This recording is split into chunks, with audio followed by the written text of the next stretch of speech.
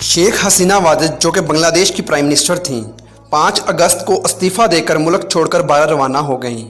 उन्हें अवाम के प्रेशर की वजह से आर्मी ने इस्तीफ़ा देने के लिए 45 मिनट का टाइम दिया, जिसमें हसीना वाजिद ने इस्तीफ़ा दिया और वो मुल्क छोड़कर एक आर्मी हेलीकॉप्टर में बैठकर भारत के लिए रवाना हो गईं।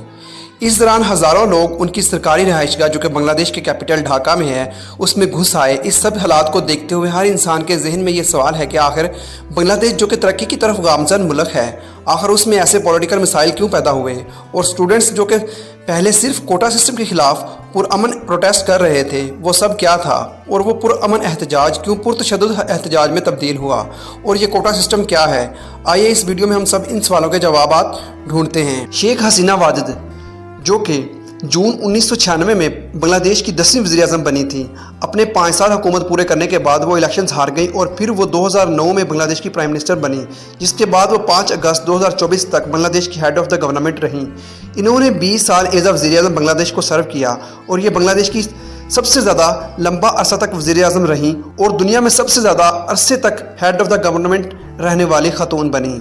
हालिया हालात ख़राब हुए जब 5 जून को हाई कोर्ट ने कोटा सिस्टम को बहाल कर दिया। जब कोटा सिस्टम बहाल होने की खबर अवाम तक पहुंची तो पुरअमन एहतजाज देखने को मिले, लेकिन एहतजाज के दौरान ईद उल अज़हा आ गई, जिसकी वजह से प्रोटेस्ट को कुछ अरसे के लिए पोस्टपोन कर दिया गया। इस वक्त तक हालात कंट्रोल में थे। जब स्टूडेंट्स दोबारा एहतजाज करने के लिए रोड पर निकले तो इस दफ़ा एहतजाज की सूरत हाल काफ़ी मुख्तलिफ थी। इस बार स्टूडेंट ने रोड्स बंद किए और कोटा सिस्टम को ख़त्म करने की अपील की। इस वक्त तक सब बस स्टूडेंट्स कोटा सिस्टम को ख़त्म करने के लिए प्रोटेस्ट ही कर रहे थे, लेकिन आहिस्ता आहिस्ता और भी वजूहात शामिल होने लगी।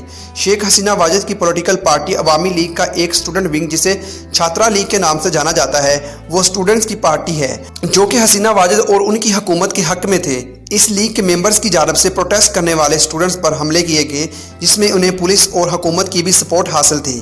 अब हालात काफ़ी सीरियस हो गए और स्टूडेंट्स में बहुत गुस्सा बढ़ने लगा। अभी हालात ख़राब हो ही रहे थे कि 14 जुलाई को हसीना वाजिद के रिमार्क्स ने जलते पे तेल का काम किया।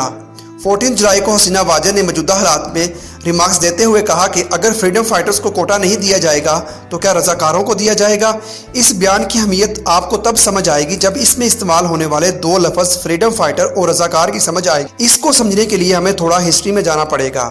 जब पाकिस्तान आज़ाद हुआ तो पाकिस्तान को 2 हिस्सों में आज़ादी मिली, ईस्ट पाकिस्तान और वेस्ट पाकिस्तान। ईस्ट पाकिस्तान और वेस्ट पाकिस्तान को इंडिया का इलाका अलहदा करता था। ईस्ट पाकिस्तान और वेस्ट पाकिस्तान में मज़हब के अलावा और बहुत सी चीज़ें मुख्तलिफ थीं, ख़ास तौर पर ज़ुबान और भी काफ़ी वजूहात की वजह से वेस्ट पाकिस्तान और ईस्ट पाकिस्तान के दरमियान हालात काफ़ी ख़राब होते गए। जब याह्या खान ने मार्शल लॉ इम्पोज किया तो उनकी जिम्मेदारी थी मुल्क में फेयर इलेक्शन करवाने की।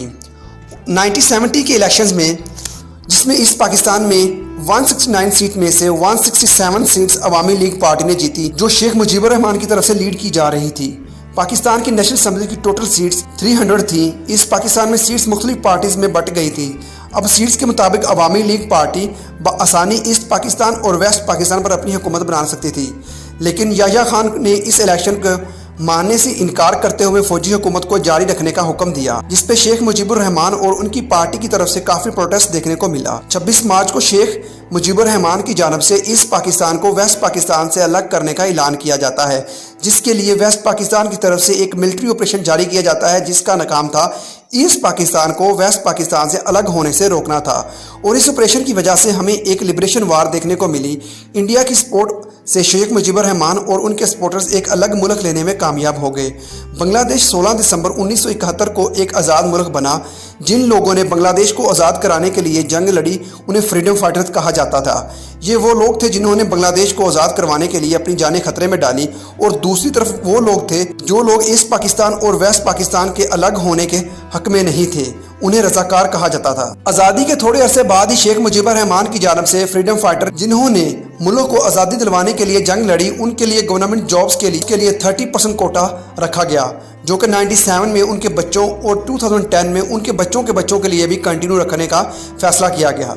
अब गवर्नमेंट जॉब्स में मुख्तलिफ कोटाज रखे जाते, जैसे minority quota, disable quota, women quota वगैरह शामिल थे। उनकी परसेंटेज चेंज होती गई।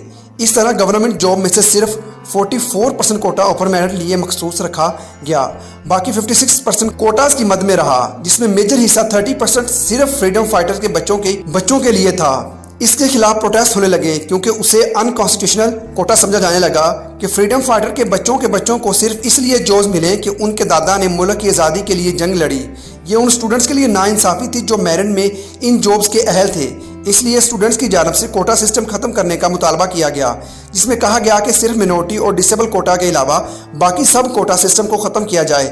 اس طرح 8 مارچ 2018 کو ہائی کورٹ میں کوٹا سسٹم کو ختم کرنے کے لیے ایک پٹیشن دائر کی گئی، جسے ریجیکٹ کر دیا گیا، جس پہ حسینہ واجد نے کہا کہ وہ پرسنلی طور پر فریڈم فائٹر کے خاندان والوں کے لیے کوٹا رکھنا چاہتی ہیں۔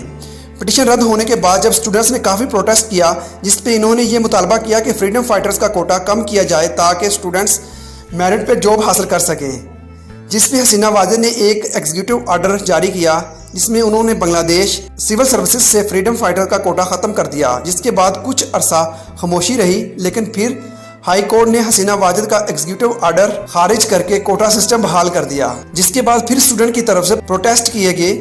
جب حالات کافی سیریس ہوئے تو 21 جولائی کو سپریم کورٹ نے کوٹا سسٹم میں رد و بدل کر کے فریڈم فائٹر کا کوٹا صرف 5% کر دیا، لیکن اسٹوڈنٹ اس بات پہ احتجاج ختم کرنے کے لیے راضی تھے کہ ان کے جو ساتھی اریسٹ کیے گئے ہیں انہیں آزاد کیا جائے۔